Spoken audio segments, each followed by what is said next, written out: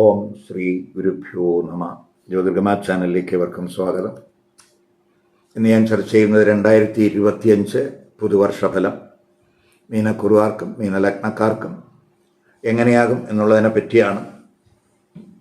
ഇപ്പോൾ ആദ്യമായിട്ട് മീനക്കുറുകാരെന്ന് പറയുമ്പോൾ പൂരിട്ടാതി നക്ഷത്രത്തിൻ്റെ അവസാന പാദം, ഉത്തരട്ടാതി രേവതി നക്ഷത്രക്കാരാണ്. അപ്പോൾ ആദ്യമായി നമുക്ക് മീനക്കുറുകാരുടെയും മീനലഗ്നക്കാരുടെയും 2025 ഗ്രഹസ്ഥിതി എങ്ങനെയെന്ന് നോക്കാം. അപ്പോൾ ഗ്രഹസ്ഥിതി പ്രധാനമായിട്ട് നമ്മൾ സാവധാനത്തിൽ രാശി മാറുന്ന ഗ്രഹങ്ങളുടെ സ്ഥിതിയും അതുപോലെ വേഗത്തിൽ രാശി മാറുന്ന ഗ്രഹങ്ങളുടെ സ്ഥിതി. ആദ്യം നമുക്ക് സാവധാനത്തിൽ രാശി മാറുന്ന ഗ്രഹങ്ങളായ ശനി, രാഹു, കേതു, അതുപോലെ ഗുരു, ഇവയുടെ സ്ഥിതി എങ്ങനെയെന്ന് നോക്കാം. ശനി മാർച്ച് അവസാനം വരെ 12ാം ഭാവാധിപനായിട്ടുള്ള ശനി 12ൽ തന്നെ സ്ഥിതി ചെയ്യുന്നുണ്ട്. മാർച്ച് അവസാനം കഴിയുമ്പോൾ ആ ശനി ജന്മരാശിയിലേക്ക് രാശി മാറുന്നു. രാഹു ആണെങ്കിൽ മെയ് പകുതി വരെ ജന്മരാശിയിലാണ്. അതിനുശേഷം ആ രാഹു 12ലേക്ക് രാശി മാറുന്നു. കേതു ആണെങ്കിൽ മെയ് പകുതി വരെ 7ലാണ്. മെയ് പകുതിക്ക് ശേഷം ആ കേതു 6ലേക്ക് രാശി മാറുന്നു. ഗുരു ആണെങ്കിൽ മെയ് പകുതി വരെ 3ലാണ്. അതിനുശേഷം ഒക്ടോബർ പകുതി വരെ ആ ഗുരു 4ലേക്കും, അതിനുശേഷം ഡിസംബർ ആദ്യവാരം വരെ ആ ഗുരു 5ലേക്കും, അതിനുശേഷം ആ ഗുരു വക്രത്തിൽ വീണ്ടും 4ലേക്കും രാശി മാറുന്നു. ഇനി നമുക്ക് മറ്റു ഗ്രഹങ്ങളെ സ്ഥിതി. ചൊവ്വാഗ്രഹം വർഷാരംഭത്തിൽ 5ലാണ്. അതിനുശേഷം ജൂൺ ആദ്യവാരം വരെ ആ ചൊവ്വാഗ്രഹം 4ലും 5ലും വക്രത്തിലും നേർസഞ്ചാരത്തിലുമായിരിക്കും. അതിനുശേഷം ആ ചൊവ്വാഗ്രഹം 6 മുതൽ മുന്നോട്ടുള്ള രാശികളിലോട്ട് രാശി മാറുന്നു. സൂര്യനാണെങ്കിൽ വർഷാരംഭത്തിൽ കർമ്മസ്ഥാനത്താണ് ആ സൂര്യൻ നിൽക്കുന്നത് 10ൽ. അതിനുശേഷം പ്രതിമാസം മുന്നോട്ടുള്ള രാശികളിലോട്ട് ആ സൂര്യൻ രാശി മാറുന്നു. ഇനി ബുധൻ്റെയും ശുക്രൻ്റെയും സ്ഥിതിയും കൂടെ നോക്കാം.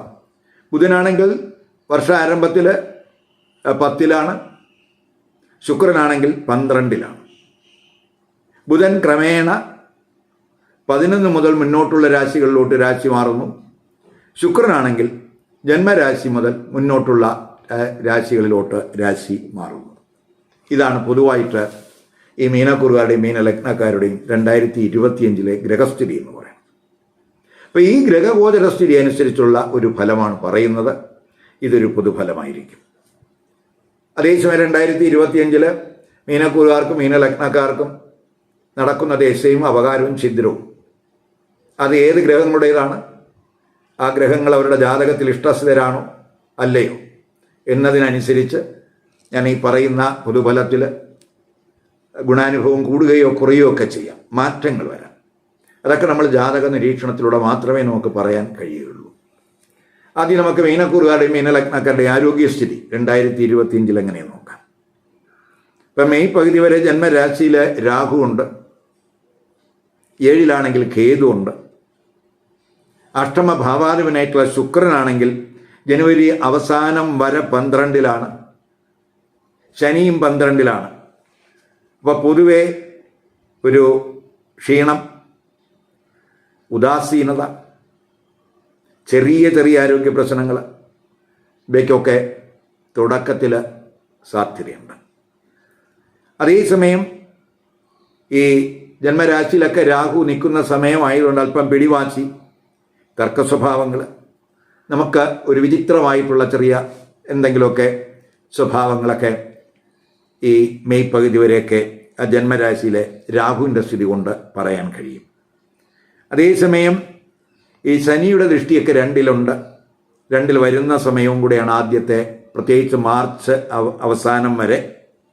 അപ്പോൾ ആ 2ലൊക്കെ ശനിയുടെ ദൃഷ്ടി വരുമ്പോൾ നമ്മൾ ആഹാരത്തിൽ ഒരു കെയർ വേണം. അതുപോലെ പ്രത്യേകിച്ച് അതുപോലെ തന്നെ ജനുവരി അവസാനം മുതൽ ശുക്രൻ ജന്മരാശിയിൽ ഉച്ചസ്ഥിതനാണ്. ശുക്രൻ ശുഭഗ്രഹമാണ് എങ്കിലും ഈ മീനക്കുറുകാരെ സംബന്ധിച്ചിടത്തോളം ശുക്രൻ 3ഉം 8ഉം ഭാവാധിപത്യം വരുന്നത് കൊണ്ട് ആ ശുക്രൻ ഒരു പാപത്വമുണ്ട്. എങ്കിലും ജന്മരാശിയിൽ ഉച്ചസ്ഥിതനായിട്ട് ആ ശുക്രൻ നിൽക്കുന്നുണ്ട്. അത് ചിലർക്ക് ഇപ്പോൾ അഷ്ടമഭാവാധിപനായിട്ടുള്ള ശുക്രനാണ് ജന്മരാശി നിൽക്കുന്നത്. ചിലർക്ക് നാഭിക്ക് താഴെ എന്തെങ്കിലുമൊക്കെ ചെറിയ ക്ലേശങ്ങൾ ഉണ്ടാക്കിയെന്ന് വരാം. മാർച്ച് അവസാനമൊക്കെ ആകുമ്പോൾ ശനി ജന്മരാശിയിലേക്ക് വരുന്നുണ്ട്. 12ാം ഭാവാധിപനും കൂടിയാണ് ആ ശനി. അതുപോലെ മാർച്ച് ഏപ്രിൽ മാസങ്ങളിൽ ആരോഗ്യകാര്യത്തിൽ കൂടുതൽ ശ്രദ്ധിക്കണം. അതുപോലെ വർഷത്തിൻ്റെ അവസാന പകുതി ആരോഗ്യ പ്രശ്നങ്ങളുള്ളവർക്ക് റിലീഫ് കിട്ടുന്ന സമയവും കൂടെ ആയിരിക്കും. ഇപ്പം ജന്മരാശിയാധിപൻ 4, 5 ഭാവരാശികളിൽ സഞ്ചരിക്കുന്ന സമയമാണ്. ഇപ്പോൾ വേഴഗ്രഹം മെയ് പകുതിയാകുമ്പോൾ 4-ലോട്ടും ഒക്ടോബർ പകുതിക്ക് ശേഷം 5-ലോട്ടും മാറും. അപ്പോൾ സുഖസ്ഥാനത്തേക്കാണ് ആ ജന്മരാശിയാധിപൻ. അതുപോലെ 5ലേക്ക് ത്രികോണ സ്ഥാനത്തേക്കാണ് ജന്മരാശിയാധിപൻ രാശി മാറുന്നത്. അതൊക്കെ വളരെ ഗുണം ചെയ്യും. അതൊക്കെ പ്രത്യേകിച്ച് നമുക്കൊരു സന്തോഷവും സുഖാനുഭവമൊക്കെ ഉണ്ടാക്കും. രാഹു കേതുക്കൾക്ക് രാശിമാറ്റങ്ങൾ വരുന്നുണ്ട് മെയ് പകുതി കഴിയുമ്പോൾ. എങ്കിലും നമ്മൾ മനസ്സിലാക്കേണ്ട ഒരു കാര്യം എന്ന് പറയുന്നത്, പ്രത്യേകിച്ച് 7 ശനി സമയമാണ്. അതുപോലെ 12ാം ഭാവാധിപനായിട്ടുള്ള ശനി ജന്മരാശിയിലേക്ക് മാർച്ച് അവസാനം മുതൽ വരുന്ന സമയവും കൂടിയാണ്. അപ്പോൾ ഒരു ശാരീരികമായിട്ടും മാനസികമായിട്ടും ചെറിയ ടെൻഷൻ പ്രയാസങ്ങളൊക്കെ ചിലപ്പോൾ ഉണ്ടാക്കിയെന്ന് വരാം. ആ ശനി ജന്മരാശിയിൽ നിൽക്കുന്ന സമയമായതുകൊണ്ട് പൊതുവെ എല്ലാ കാര്യത്തിലും ഒരു ആലസ്യം, ഒരു മെല്ലപ്പോക്ക് ഒക്കെ ചിലപ്പോൾ ആ ശനിയുടെ ജന്മരാശി സ്ഥിതി കൊണ്ട് ഉണ്ടാകാം. അപ്പോൾ ഇവയൊക്കെ നമ്മൾ മനസ്സിലാക്കി ആരോഗ്യ പ്രശ്നങ്ങളുള്ളവർ ടൈംലി ആയിട്ടുള്ള മെഡിക്കൽ കെയറൊക്കെ എടുത്ത് പോകുന്നത് നല്ലതാണ്. അതുപോലെ ആത്മീയ കാര്യങ്ങളിലൊക്കെ ശ്രദ്ധ കൊടുത്തു പോകുന്നവർക്ക് പൊതുവെ മാനസികമായിട്ടുള്ള ആ ടെൻഷനും പ്രയാസങ്ങളുമൊക്കെ മാറ്റാൻ അത് സഹായമാവും. പ്രത്യേകിച്ച് ഈ മെയ് കഴിയുമ്പോൾ ഈ സ്ഥിതിക്കൊക്കെ വലിയ മാറ്റങ്ങൾ ഉണ്ടാകും. ഇനി നമുക്ക് 2025 ഈ മീനക്കുറുകാരായിട്ടുള്ള മീനലഗ്നക്കാരായിട്ടുള്ളവരുടെ തൊഴിൽ സ്ഥിതി ഇങ്ങനെ നോക്കാം. ഇപ്പോൾ കർമ്മഭാവാധിപൻ ഗുരു തന്നെയാണ്, ജന്മരാശിയാധിപൻ തന്നെയാണ് കർമ്മഭാവാധിപൻ. ആ ഗുരു വർഷത്തിൻ്റെ ആദ്യ പകുതി എന്ന് പറയുന്നത് 3ലാണ്. ഇപ്പം 3ാം ഭാവാധിപനുള്ള ശുക്രനാണെങ്കിൽ ജന്മരാശിയിൽ ഉണ്ട്.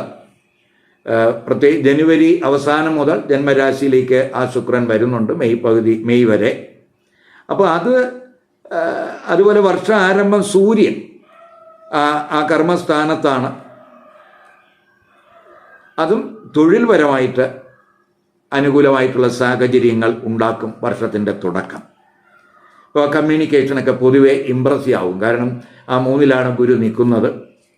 അപ്പോൾ തൊഴിലുമായിട്ട് ബന്ധപ്പെട്ട നിരവധി യാത്രകൾ ഈ കൂറുകാർക്ക് വേണ്ടി വരുന്ന സമയമാണ് ആദ്യത്തെ വർഷത്തിൻ്റെ പകുതി എന്ന് പറയുന്നത്. ഇപ്പോൾ ഗുരു ഒക്കെ അവിടെ 3ൽ നിൽക്കുമ്പോൾ ഊർജ്ജസ്വലത ഉണ്ടാകും. അപ്പോൾ തൊഴിൽപരമായിട്ട് കാര്യക്ഷമതയൊക്കെ കൂടുന്നതിന് സഹായകമാണ്. അതുപോലെ 9, 11 ഭാവരാശികളിലൊക്കെ ആ ഗുരുവിൻ്റെ ദൃഷ്ടി വരുന്നുണ്ട്. അപ്പോൾ അതൊക്കെ തൊഴിലിൽ ഭാഗ്യനേട്ടങ്ങൾക്ക് വഴിയെടുക്കും.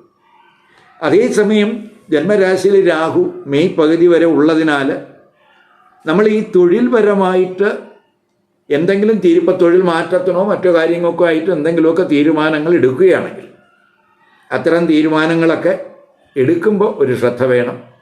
വളരെ വേഗത്തിൽ തിടുക്കത്തിൽ അത്തരം തീരുമാനങ്ങൾ എടുക്കാതിരിക്കുക. തൊഴിൽ മാറ്റമൊക്കെ ആഗ്രഹിക്കുന്നവർ ആ പുതിയ സ്ഥലത്തെ സാഹചര്യങ്ങളൊക്കെ അനുകൂലമാണോ എന്ന് മനസ്സിലാക്കിയതിന് ശേഷം അത്തരത്തിലുള്ള ഡിസിഷൻ എടുക്കുക. മാർച്ച് അവസാനം മുതൽ ഈ ശനിയും കൂടെ ജന്മരാശിയിൽ വരുന്നുണ്ട്. കർമ്മസ്ഥാനത്ത് ശനിയുടെ ദൃഷ്ടിയും കൂടെ വരുന്ന സമയമാണ്. അതൊക്കെ ഈ തൊഴിലിടത്ത് പ്രത്യേകിച്ച് ഈ ന്യായവും നീതിയും ഒക്കെ ഉറപ്പ് വരുത്തുന്നതിനുള്ള ഒരു ശ്രമം പ്രത്യേകിച്ച് ഈ കൂറുകാരുടെ ഭാഗത്ത് ഉണ്ടാകും. അതായത് അവർ ചെയ്യുന്ന പ്രവൃത്തികളെല്ലാം തന്നെ നീതിക്കും ന്യായത്തിനും വിധേയമായിട്ടായിരിക്കും. അപ്പം മെയ് പകുതിയൊക്കെ കഴിയുമ്പോൾ ഈ ഗുരുവൊക്കെ 4ലേക്ക് പോവുകയും ആ 4 നിന്നുകൊണ്ട് ഗുരു കർമ്മസ്ഥാനത്തേക്ക് ദൃഷ്ടി ചെയ്യുകയും കൂടെ ചെയ്യുന്നു. ആ ഗുരു അപ്പോൾ അത് കർമ്മസ്ഥാനത്തേക്കൊക്കെ ആ ഗുരുവിൻ്റെ ദൃഷ്ടിയൊക്കെ വരുന്നത് പ്രത്യേകിച്ച് തൊഴിലിൽ നമുക്ക് ഈ സ്ഥാനക്കയറ്റമൊക്കെ ആഗ്രഹിക്കുന്നവരെ സംബന്ധിച്ചിടത്തോളം മെയ് പകുതി കഴിയുമ്പോൾ അതൊക്കെ വളരെ അനുകൂലമായിട്ടുള്ളൊരു സാഹചര്യമുണ്ട്. കാരണം കർമ്മഭാവാധിപൻ കർമ്മസ്ഥാനത്തെ തന്നെ ദൃഷ്ടി ചെയ്യുന്നു. ഇപ്പോൾ ഉയർന്ന തൊഴിലൊക്കെ ആഗ്രഹിക്കുന്നവർക്ക് അനുകൂല സമയമാണ്. മാത്രമല്ല തൊഴിലിടത്തൊക്കെ കൂടുതൽ ഉത്തരവാദിത്വമൊക്കെ എടുക്കേണ്ട സമയം വരും. ഇപ്പോൾ ശനിയുടെ ദൃഷ്ടിയും ആ 10ലുണ്ട്. അപ്പോൾ അതൊക്കെ പൊതുവെ അധിഷ്ഠിതവും അതുപോലെ നീതിനിഷ്ഠയോടുള്ള ഒരു കർമ്മ പ്രവർത്തനങ്ങൾ ഈ കുറുകാരുടെ ഭാഗത്ത് ആ സമയത്ത് ഉണ്ടാകും. അത് പൊതുവെ തൊഴിലിലൊക്കെ ഒരു സ്ഥാനക്കയറ്റത്തിനൊക്കെ അത് വഴിതെളിക്കും. ഉയർന്ന തൊഴിൽ ആഗ്രഹിക്കുന്നവർക്കൊക്കെ തന്നെ, ഉയർന്ന തൊഴിൽ അന്വേഷിക്കുന്നവർക്കൊക്കെ തന്നെ വർഷത്തിൻ്റെ അവസാന പകുതി എന്ന് പറയുന്നത് വളരെ അനുകൂലമായിരിക്കും. അപ്പോൾ ഗുരു 12-ലൊക്കെ ദൃഷ്ടി ചെയ്യുന്ന സമയമാണ്. അപ്പം ആ ഗുരുവിൻ്റെയൊക്കെ ദൃഷ്ടി 12-ലൊക്കെ വരുന്നുണ്ട്, പ്രത്യേകിച്ച് മെയ് പകുതിക്ക് ശേഷം. അതൊക്കെ തന്നെ നമുക്ക് വിദേശത്തൊക്കെ തൊഴിൽ അന്വേഷിക്കുന്നവരെ സംബന്ധിച്ചിടത്തോളം അവർക്ക് ആഗ്രഹിക്കുന്നതിനനുസരിച്ചുള്ള ഒരു തൊഴിൽ അന്തരീക്ഷം വിദേശത്തവർക്കുണ്ടാകും. അത് പൊതുവെ വിദേശത്ത് തൊഴിൽ ലഭിക്കുന്നതിന് അനുകൂലമായിട്ടുള്ളൊരു സാഹചര്യം വർഷത്തിൻ്റെ അവസാന പകുതി ഈ മീനക്കുറുകാർക്കും മീനലഗ്നക്കാർക്കും ഉണ്ടാകും എന്ന് തന്നെ പറയാം. ഇനി നമുക്ക് ഈ മീനക്കുറുകാരായിട്ടുള്ള ബിസിനസ്സുകാരുടെ സ്ഥിതി. ഇപ്പോൾ ബിസിനസ്സുകാരുടെ സ്ഥിതി നോക്കുമ്പോൾ വർഷാരംഭത്തിൽ ബിസിനസ് കാരകനായിട്ടുള്ള ബുധൻ കർമ്മസ്ഥാനത്താണ് നിൽക്കുന്നത്. അതുപോലെ തന്നെ ആദ്യ പകുതി 7-ൽ കേതു ഉണ്ട് എങ്കിലും ആ 7-ൽ ഗുരുവിൻ്റെ ദൃഷ്ടി ഉള്ളതിനാൽ ബിസിനസ്സിൽ നമുക്ക് എന്തെങ്കിലുമൊക്കെ പ്രയാസങ്ങളോ പ്രശ്നങ്ങളോ ഒക്കെ വരികയാണെങ്കിലും അവയൊക്കെ പരിഹരിക്കുന്നതിന് ആ 7-ലെ ഗുരുവിൻ്റെ ദൃഷ്ടിക്ക് കഴിയും. മാത്രമല്ല ബിസിനസ്സിൻ്റെ ഭാവകാരകൻ എന്ന് പറയുന്നത് ശുക്രനാണ്. ആ ശുക്രൻ ജനുവരി അവസാനം മുതൽ മെയ് വരെ ഉച്ചരാശിയിലാണ്, പ്രത്യേകിച്ച് ജന്മരാശിയിലാണ്. അപ്പോൾ അതും മാർച്ച് ഏപ്രിൽ മാസങ്ങളിൽ 7-ാം ഭാവാധിപനായിട്ടുള്ള ബുധൻ ജന്മരാശിയിൽ നിന്നുകൊണ്ട്, ജന്മരാശി ബുധനെ സംബന്ധിച്ചുള്ള നീചരാശിയാണ് എങ്കിലും നീചരാശിയിൽ ഉച്ചസ്ഥിതനായി നിൽക്കുന്ന ശുക്രൻ നീചരാശിയിലുണ്ട് എന്നുള്ളത് കൊണ്ട്, ജന്മരാശിയിലുണ്ട് എന്നുള്ളത് കൊണ്ട് ആ ബുധന് നീചഭംഗമുണ്ട്. മാത്രമല്ല ആ ബുധൻ 7-ലേക്ക് ഉച്ചദൃഷ്ടി ചെയ്യുന്ന സമയം കൂടെയൊക്കെയാണ്. അതൊക്കെ ബിസിനസ്സിൽ വലിയ പുരോഗതിക്ക് വഴിതെളിക്കും. അപ്പോൾ പൊതുവെ ബിസിനസ്സിനൊക്കെ അനുകൂലമായിട്ടുള്ളൊരു വർഷമാണ് 2025 എന്ന് തന്നെ പറയാം. അവർക്ക് വരുമാനം കൂടും, ലാഭവർധനം ഉണ്ടാകും, ലാഭവിഹിതമൊക്കെ കൂടുന്നതിന് സാധ്യതയുണ്ട്, പ്രത്യേകിച്ച് വർഷത്തിൻ്റെ ആദ്യ പകുതി. മെയ് പകുതി കഴിയുമ്പോൾ 7 നിൽക്കുന്ന ആ കേതു 6-ലേക്ക് രാശി മാറുന്നുണ്ട്. അപ്പോൾ ആ ബിസിനസ് സ്ഥാനത്ത് നമുക്കുണ്ടാകുന്ന ഒരു തൃപ്തിക്കുറവൊക്കെ ആ കേതുവിൻ്റെ രാശി മാറ്റം കൊണ്ട് മാറും. ജന്മരാശിയിൽ നിന്ന് രാഹുവും 12-ലേക്ക് രാശി മാറുന്നുണ്ട്. അപ്പോൾ ജന്മരാശിയിൽ ശനിയുണ്ട്. ശനിയും അതുപോലെ ഗുരുവും ഒക്കെ 4, 5 ഭാവരാശികളിലേക്ക്, ജന്മരാശിയാധിപൻ 4, 5 ഭാവരാശികളിലേക്കൊക്കെ മാറുന്നു. 7-ൽ ശനിയുടെ ദൃഷ്ടിയൊക്കെ ഉണ്ടാകും. അപ്പോൾ ശനി 11, 12 ഭാവാധിപനാണ്. അതൊക്കെ ബിസിനസ്സിൽ നേട്ടങ്ങളും ഇടയ്ക്കിടയ്ക്ക് ചെറിയ നഷ്ടഭയങ്ങളൊക്കെ ചിലപ്പോൾ ഉണ്ടാക്കിയെന്ന് വരാം. കാരണം ശനി 12-ാം ഭാവാധിപനും കൂടെയാണ്. അപ്പോൾ അതിനാൽ ബിസിനസ്സിൽ നമുക്ക് ഒരു കെയർ വർഷത്തിൻ്റെ അവസാന പകുതിയിൽ വേണം. അപ്പോൾ അതുപോലെ ഈ ബുധനും ശുക്രന്മാരും ഒക്കെ പൊതുവെ ആ അനുകൂല സ്ഥാനത്ത് വരുന്നുണ്ട് ഈ വർഷത്തിൻ്റെ അവസാന പകുതിയിൽ. അപ്പോൾ അതുപോലെ ഗുരു 10-ലേക്കും 12-ലേക്കൊക്കെ ദൃഷ്ടി ചെയ്യുന്നുണ്ട്. അപ്പോൾ അതൊക്കെ നമുക്ക് ഈ ബിസിനസ് പ്രൊഫഷണൽസിനെ സംബന്ധിച്ചിടത്തോളം അവർക്ക് നേട്ടങ്ങൾ ഉണ്ടാക്കും. വിദേശത്തൊക്കെ ബിസിനസ് നടത്തുന്നവർക്കൊക്കെ വളരെ അനുകൂലമായിട്ടുള്ളൊരു സാഹചര്യം വർഷത്തിൻ്റെ അവസാന പകുതി ഉണ്ടാകും എന്ന് തന്നെ പറയാം. ഇനി 2025 മീനക്കുറുകാരായ മീനലഗ്നക്കാരായ വിദ്യാർത്ഥികളുടെ അവസ്ഥ എങ്ങനെയെന്ന് നോക്കാം. വർഷത്തിൻ്റെ ആദ്യ പകുതി ഗുരു 3-ലാണ്, ജന്മരാശ്യാധിപനാണ്. 9-ൽ ആ ഗുരുവിൻ്റെ ദൃഷ്ടിയുണ്ട്. അപ്പോൾ അതുപോലെ 7-ൽ ഗുരുവിൻ്റെ ദൃഷ്ടിയുണ്ട്, 11-ൽ ഗുരുവിൻ്റെ ദൃഷ്ടിയുണ്ട്.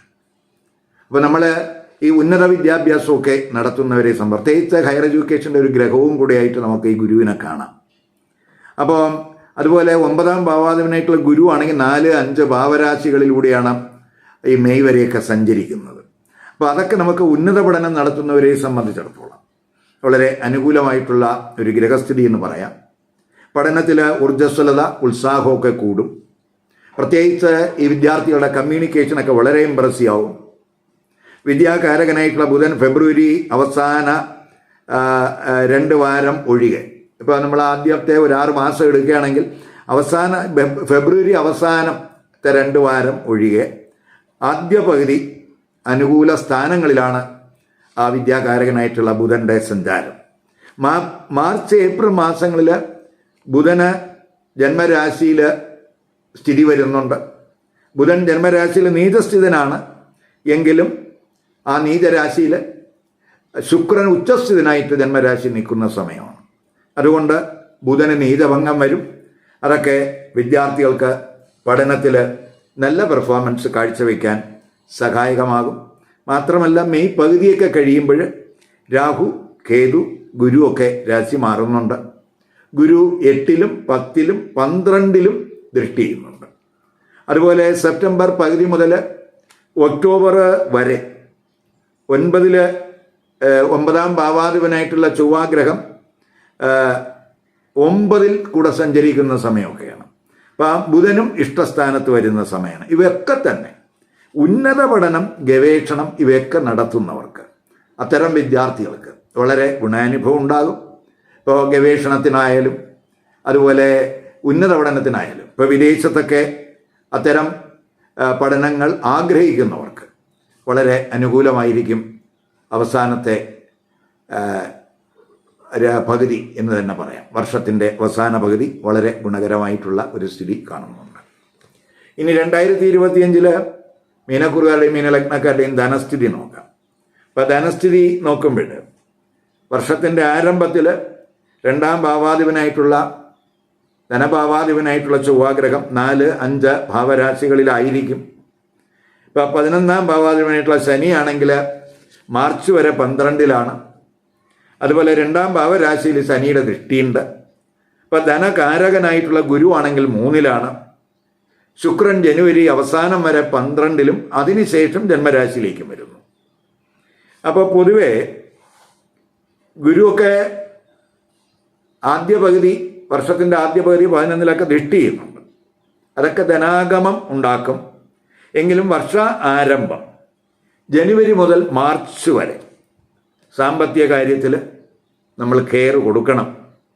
കാരണം ധനച്ചെലവ് കൂടുന്നതിനുള്ള സാധ്യതയുണ്ട്. അത് മാർച്ചൊക്കെ കഴിയുമ്പോൾ ഈ 11-ാം ഭാവാധിപനായിട്ടുള്ള ശനി ജന്മരാശിയിലേക്ക് വരുന്നുണ്ട്. അത് ധനസ്ഥിതി ഇംപ്രൂവ് ചെയ്യുന്നതിന് സഹായകമാണ്. എങ്കിലും ശനി 12-ാം ഭാവാധിപനും കൂടെയാണ് എന്നുള്ളത് കൊണ്ട് നമ്മൾ ചെലവിൽ ഒരു കെയർ വേണം. പ്രത്യേകിച്ച് 2025 ധനപരമായിട്ടുള്ള ചെലവ് നമ്മൾ കെയർ ചെയ്ത് പോകേണ്ടുന്ന സമയമാണ്.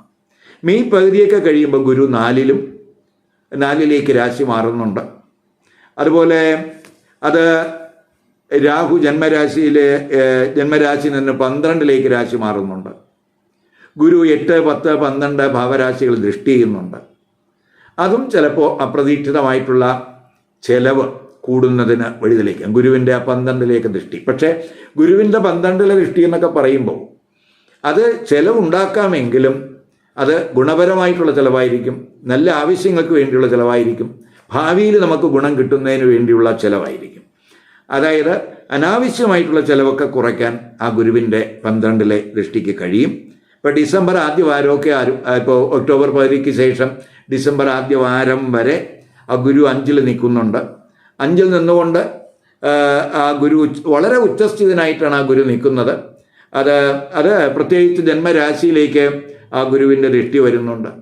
11-ൽ ദൃഷ്ടി വരുന്നുണ്ട്. ഭാഗ്യസ്ഥാനത്ത് ഗുരുവിൻ്റെ ദൃഷ്ടി വരുന്നുണ്ട്. അപ്പോൾ ഈ ഒക്ടോബറിന് ശേഷമുള്ള സമയമെന്ന് പറയുന്നത് ധനപരമായിട്ട് വലിയ നേട്ടങ്ങൾ ഉണ്ടാക്കും. സ്ഥിരതയ്ക്ക് അത് സാധ്യത കാണിക്കുന്നുണ്ട്. സാമ്പത്തിക പ്രയാസങ്ങൾക്കൊരു പരിഹാരം ആ സമയത്തുണ്ടാകും എന്ന് തന്നെ പറയാം. ഇനി 2025 മീനക്കുറുകാരുടെ വിവാഹം, ദാമ്പത്യബന്ധം, കുടുംബജീവിതം പൊതുവെ എങ്ങനെയാകും നോക്കാം. മെയ് പകുതി വരെ 7-ൽ കേതു ഉണ്ടെങ്കിലും 7-ൽ ആ ഗുരുവിൻ്റെ ദൃഷ്ടിയും വരുന്നുണ്ട്. അപ്പോൾ 7-ലൊക്കെ ഗുരുവിൻ്റെ ദൃഷ്ടി വരുമ്പോൾ സ്വാഭാവികമായിട്ടും വിവാഹ ആലോചനകളൊക്കെ ഉണ്ടാകും. എങ്കിലും ചിലർക്ക് വിവാഹ ആലോചനയ്ക്ക് ഒരു താല്പര്യക്കുറവൊക്കെ ഉണ്ടാകും. കാരണം 7-ൽ കേതു നിൽക്കുന്ന സമയമാണ്. ഇപ്പോൾ 7-ാം ഭാവാധിപനുള്ള ബുധനാണെങ്കിൽ ഫെബ്രുവരി അവസാന 2 വാരമൊക്കെ കഴിയുമ്പോൾ പൊതുവെ അനുകൂല സ്ഥാനങ്ങളിലൂടെ പോവുകയാണ്. മാർച്ച്, ഏപ്രിൽ മാസങ്ങളിലൊക്കെ ആ ജന്മരാശിയിൽ ആണ് ആ ബുധൻ സഞ്ചരിക്കുന്നത്. ജന്മരാശിയിൽ ശുക്രനും ഉണ്ട്. ജന്മരാശിയിൽ നിൽക്കുന്ന ബുധൻ ആ 7-ാം ഭാവരാശിയിലേക്ക് ഉച്ചദൃഷ്ടി ചെയ്യുന്നുണ്ട്. 7-ാം ഭാവാധിപനാണ് ബുധൻ. അപ്പോൾ 7-ാം ഭാവാധിപൻ 7-ലേക്ക് ഉച്ചദൃഷ്ടി ചെയ്യുമ്പോൾ പൊതുവെ ആലോചനകളൊക്കെ സുഗമമാകും. അതിന് വേഗതയുണ്ടാകും. വിവാഹ തീരുമാനങ്ങൾക്കൊക്കെ അത് വഴിതെളിക്കാം 7 കേതു ഉണ്ടെങ്കിൽ തന്നെ. രാഹു ശനിയൊക്കെ ജന്മരാശിയിൽ ഉള്ളതുകൊണ്ട് പൊതുവെ നമ്മൾ സെലക്ഷനിലൊരു കെയർ വേണ്ടുന്ന സമയമാണ്. മെയ് പകുതിയൊക്കെ കഴിയുമ്പോൾ ആ 7 കേതു അവിടെ നിന്ന് മാറുന്നുണ്ട്. അപ്പം വിവാഹ താല്പര്യമില്ലാത്തവർക്ക് വിവാഹ താല്പര്യമൊക്കെ ഉണ്ടായി തുടങ്ങും. അതുപോലെ രാഹുവിന് രാശിമാറ്റം വരുന്നു, ഗുരുവിനും രാശിമാറ്റം വരുന്നു. അപ്പോഴും നമ്മൾ 7 ഒരു ഗ്രഹത്തിൻ്റെ ദൃഷ്ടിയുണ്ട്, പ്രത്യേകിച്ച് ശനിയുടെ ദൃഷ്ടി. അപ്പോൾ 7 ശനിയുടെ ദൃഷ്ടിയൊക്കെ വരുമ്പോൾ വിവാഹ ആലോചനകൾ വന്നാലും ചിലപ്പോൾ ഒക്കെ നമുക്ക് ഒരു കാലതാമസം, വിവാഹ നിശ്ചയത്തിനൊരു കാലതാമസമൊക്കെ ചിലപ്പോൾ ഉണ്ടാക്കിയെന്ന് വരാം. അവിടെയൊക്കെ നമ്മൾ ഒന്ന് ശ്രദ്ധിക്കണം. അതുപോലെ പ്രണയബന്ധത്തിൽ തുടക്കത്തിൽ ഒരു മെല്ലെപ്പോക്കൊക്കെയാണ്, എങ്കിലും ക്രമേണ അതൊക്കെ മാറും. ദാമ്പത്യ ബന്ധത്തിൽ ആദ്യ പകുതി ഒരു സംതൃപ്തിക്കുറവിന് സാധ്യതയുണ്ട്, പ്രത്യേകിച്ച് 7 കേതു. ചെറിയ തെറ്റിദ്ധാരണകൾ, അഭിപ്രായ വ്യത്യാസങ്ങൾ ഒക്കെ ചിലപ്പോൾ ജീവിത പങ്കാളിയുടെ ഭാഗത്തൊക്കെ ഉണ്ടാകാൻ സാധ്യതയുണ്ട്. എങ്കിലും ആദ്യ പകുതി ആ ഗുരുവിൻ്റെ ദൃഷ്ടി 7 ഉള്ളതുകൊണ്ട് അതൊന്നും അഭിപ്രായ വ്യത്യാസങ്ങളും തെറ്റിദ്ധാരണകളും വന്നാൽ തന്നെയും അതൊന്നും വലിയ പ്രയാസങ്ങളുണ്ടാക്കില്ല. അതൊക്കെ നിയന്ത്രിച്ചു പോകാനുള്ള ഒരു കഴിവ് ഈ കൂറുകാർക്ക് ഉണ്ടാകും. മാത്രമല്ല ശനിയുടെ ദൃഷ്ടി 7 വരുന്നുണ്ട്. മാത്രമല്ല ശനിയുടെ ദൃഷ്ടി 7 വരുന്നുണ്ട് എന്ന് പറയുമ്പോൾ ജീവിത പങ്കാളിയുടെ ഒരു നിയന്ത്രണത്തിന് കീഴിൽ ആയിരിക്കും പ്രത്യേകിച്ച് ഈ കൂറുകാർ. ഈ മാർച്ച് അവസാനം മുതൽ ജന്മരാശിയിൽ ആ ശനി രാശി മാറുകയും 7 നോക്കുകയൊക്കെ ചെയ്യുന്നുണ്ട്. അപ്പോൾ നമ്മൾ ജീവിത പങ്കാളി പറയുന്നത് പോലെയൊക്കെ കാര്യങ്ങൾ കേട്ട് പ്രവർത്തിക്കേണ്ടി വരും. അങ്ങനെ പ്രവർത്തിക്കാതെയൊക്കെ വരുമ്പോൾ അഭിപ്രായ വ്യത്യാസങ്ങളും കാര്യങ്ങളൊക്കെ ഉണ്ടാകാം. അപ്പോൾ അവിടെ നമ്മൾ ഒരു ശ്രദ്ധ കൊടുത്ത് പോവുക. അതുപോലെ തന്നെ ഒക്ടോബർ പകുതി മുതൽ ഡിസംബർ ആദ്യവാരം വരെ ഗുരു ഉച്ചരാശിയിൽ വരുന്നതും ആ ഗുരു ജന്മരാശിയിലൊക്കെ ദൃഷ്ടി ചെയ്യുകയൊക്കെ ചെയ്യുന്നതുകൊണ്ട് നമുക്ക് എന്തെങ്കിലും പ്രയാസങ്ങളോ പ്രശ്നങ്ങളോ ഒക്കെ ഉണ്ടായാലും അതൊക്കെ തീർച്ചയായിട്ടും നിയന്ത്രിച്ചു പോകാൻ അവർക്ക് കഴിയും. ഗുരുവിൻ്റെ ദൃഷ്ടിയൊക്കെ ജന്മരാശിയിലുള്ള സമയമാണ്. അതുപോലെ ഇനി നമ്മൾ കുടുംബ ജീവിതത്തിലോട്ട് വരുമ്പോൾ ആദ്യ പകുതി അല്പം കെയർ വേണം. കാരണം രണ്ടാം ഭാവാധിപനായിട്ടുള്ള ചൊവ്വ 5 നീചസ്ഥിതനാണ്. ക്രമേണ മാർച്ച് വരെ ആ ചൊവ്വ 4-ാം ഭാവത്തിലേക്ക് രാശി മാറുന്നു. ശേഷം മെയ് വരെ 5 വീണ്ടും ആ ചൊവ്വ ഗ്രഹം വരുന്നുണ്ട് നീചസ്ഥിതിയിൽ. അപ്പം മാർച്ച് വരെ 2 ശനിയുടെ ദൃഷ്ടിയുണ്ട് കുടുംബസ്ഥാനത്ത്. അപ്പം അതൊക്കെ നമ്മൾ ആദ്യത്തെ ഒരു 3 മാസം കുടുംബജീവിതത്തിൽ അല്ലെങ്കിൽ കുടുംബത്തിൽ ഒരു ശ്രദ്ധയൊക്കെ നമുക്ക് വേണം. പ്രത്യേകിച്ച് സംസാരത്തിലൊക്കെ ശ്രദ്ധിക്കണം. ബന്ധുക്കളുമായിട്ടൊക്കെ അഭിപ്രായ വ്യത്യാസം ഉണ്ടാകാതെ നോക്കണം. അതുപോലെ ജന്മരാശിയിൽ രാഹു ഒക്കെ ഉള്ള സമയമാണ്. അപ്പോൾ നമുക്ക് തന്നെ ഒരു പിടിവാശി കടുംപിടുത്തമൊക്കെ ഉണ്ടാകാം. അപ്പോൾ നമുക്ക് അതൊക്കെ ഒഴിവാക്കി അല്പം സംയമനവും വിട്ടുവീഴ്ചയൊക്കെ നമ്മുടെ ഭാഗത്ത് ഉണ്ടാകണം. പ്രത്യേകിച്ച് ജന്മരാശിയിലേക്ക് രാഹു നിൽക്കുമ്പോൾ നമുക്ക് എല്ലാം ഈ പൊതുവേ ഒരു കൺഫ്യൂഷൻ, ഒരു ഡിസ്പ്യൂട്ട് മൈൻഡൊക്കെ ചിലപ്പോൾ ആ സമയത്ത് വരാം. അപ്പോൾ അവിടെയൊക്കെ നമ്മൾ അത് ഒഴിവാക്കി പോകാമെങ്കിൽ കുടുംബ ജീവിതത്തിലെ പ്രയാസങ്ങളും പ്രശ്നങ്ങളും ഒക്കെ നമുക്ക് പരിഹരിക്കാൻ കഴിയും. അവസാന പകുതി കുടുംബജീവിതം പൊതുവെ സന്തോഷകരമാകും. കാരണം ഗുരു 4 വരുന്നു, ഗുരു 5 വരുന്നു. അപ്പോൾ പൊതുവെ അത് മാത്രമല്ല, ഈ നീചസ്ഥാനത്തേക്ക് എന്ന കുജൻ ചൊവ്വ 2-ാം ഭാവാധിപനായിട്ടുള്ള ചൊവ്വ മറ്റു രാശികളിലേക്ക് രാശി മാറി പോകുന്നുണ്ട്. അപ്പോൾ അതൊക്കെ നമുക്ക് പ്രത്യേകിച്ച് ഗുണം ചെയ്യും. 4-ലൊക്കെ ഗുരു 5-ലൊക്കെ ഗുരു ഒക്കെ വരിക എന്ന് പറയുമ്പോൾ നമുക്ക് നല്ല ചിന്ത, സാത്വികമായിട്ടുള്ളൊരു മനോഭാവം, ഡിസ്പ്യൂട്ട് മൈൻഡൊക്കെ കുറയ്ക്കാനൊക്കെ അത് വഴിതെളിക്കും. മാത്രമല്ല നമുക്ക് നമ്മുടെ കുടുംബ സൗകര്യങ്ങളൊക്കെ മെച്ചപ്പെടുത്തുന്നതിനും വീട് നവീകരിക്കുന്നതിനും, അതുപോലെ വീട് വാങ്ങാൻ ആഗ്രഹിക്കുന്നവർക്ക് വീട് വാങ്ങുന്നതിനോ, അതുപോലെ വാഹനം വാങ്ങാൻ ആഗ്രഹിക്കുന്നവർക്ക് വാഹനം വാങ്ങുന്നതിനോ ഒക്കെ പൊതുവെ കുടുംബപരമായ കാര്യങ്ങളൊക്കെ കൂടുതൽ ശ്രദ്ധ കൊടുത്തു പോകും. പ്രത്യേകിച്ച് ജന്മരാശ്യാധിപനായിട്ടുള്ള ഗുരു 4-ലേക്ക് രാശി മാറുന്നു. മെയ് പകുതി മുതൽ ഒക്ടോബർ പകുതി വരെ കുടുംബ സംബന്ധമായ വിഷയങ്ങളിൽ നമ്മൾ ശ്രദ്ധ കൊടുക്കും. അപ്പോൾ കുടുംബത്തിലെ പ്രയാസങ്ങളും പ്രശ്നങ്ങളും ഒക്കെ മാറുന്നതിന് അത് വഴിതെളിക്കും. അതുപോലെ തന്നെ ഫാമിലിയിൽ എന്തെങ്കിലും മംഗളകർമ്മങ്ങളൊക്കെ നടക്കുന്നതിനൊക്കെ ആ സമയം അനുകൂലമായിട്ട് കാണുന്നുണ്ട്. ഞാനിവിടെ പറഞ്ഞതെല്ലാം മീനക്കുറുകാരുടെയും മീനലഗ്നക്കാരുടെയും ഒരു പൊതുഫലമാണ്. അപ്പോൾ നമുക്കൊരു സംശയം വരുന്നത്, മീനക്കൂറിൽപ്പെടുന്ന നക്ഷത്രക്കാരെല്ലാം മീനലഗ്നക്കാരാണോ? പലരും അതിനെപ്പറ്റി അങ്ങനെ ചോദിക്കാറുണ്ട്. അപ്പോൾ നമ്മൾ മനസ്സിലാക്കേണ്ടത്, ഒരു കൂറിൽപ്പെടുന്ന ആൾ അയാളുടെ ലഗ്നം ആ രാശി തന്നെ ആകണമെന്നില്ല. ചിലർക്ക് ആ ലഗ്നരാശി തന്നെ വരാം. ഇപ്പോൾ മീനക്കുറുകാർക്ക് ചിലർക്ക് മീനലഗ്നം വരാം, മറ്റുള്ളവർക്ക് വ്യത്യസ്ത ലഗ്നരാശി. കാരണം ഈ 12 രാശികളിൽ ഏതിലും ലഗ്നം വരാം. ഇപ്പോൾ ഞാനിവിടെ മീനക്കുറുകാരുടെയും മീനലഗ്നക്കാരുടെയും ഫലമാണ് പറഞ്ഞത്. ഇപ്പം മീനക്കുറിൽ പെടുന്നവർക്ക് വ്യത്യസ്ത ലഗ്നരാശി വരികയാണെങ്കിൽ അതിൽ ഏത് ലഗ്നരാശിക്കാർക്ക് 2025 കൂടുതൽ ഗുണാനുഭവം ഉണ്ടാകും എന്നും കൂടെ നമ്മളൊന്ന് നോക്കുമ്പോൾ, പൊതുവെ മീനക്കൂറിൽ പെടുന്ന ഇടവലഗ്നക്കാർ, മീനക്കൂറും ഇടവലഗ്നം, മിഥുനലഗ്നം, കർക്കിടക ലഗ്നം, കന്നിലഗ്നം, തുലാലഗ്നം, വൃശ്ചിക ലഗ്നം, അതുപോലെ ധനുലഗ്നം, മകരലഗ്നം, ഇത്രയും ലഗ്നക്കാർക്ക്, മീനക്കൂറിൽ പെടുന്ന ഈ ലഗ്നക്കാർക്ക്, ഇടവം, മിഥുനം, കർക്കിടകം, കന്നി, തുലാം, വൃശ്ചികം, ധനു, മകരം, ഈ ലഗ്നക്കാർക്ക് അവർക്ക് ഇപ്പോൾ 2020 നടക്കുന്ന ദേശീയ അപകാരമൊക്കെ അവരുടെ ജാതകത്തിൽ ഇഷ്ടസ്ഥിതനായിട്ടുള്ള ഗ്രഹങ്ങളുടേതാണെങ്കിൽ തീർച്ചയായിട്ടും 2025 വളരെ ഗുണാനുഭവം ഉണ്ടാകും എന്ന് തന്നെ പറയാം.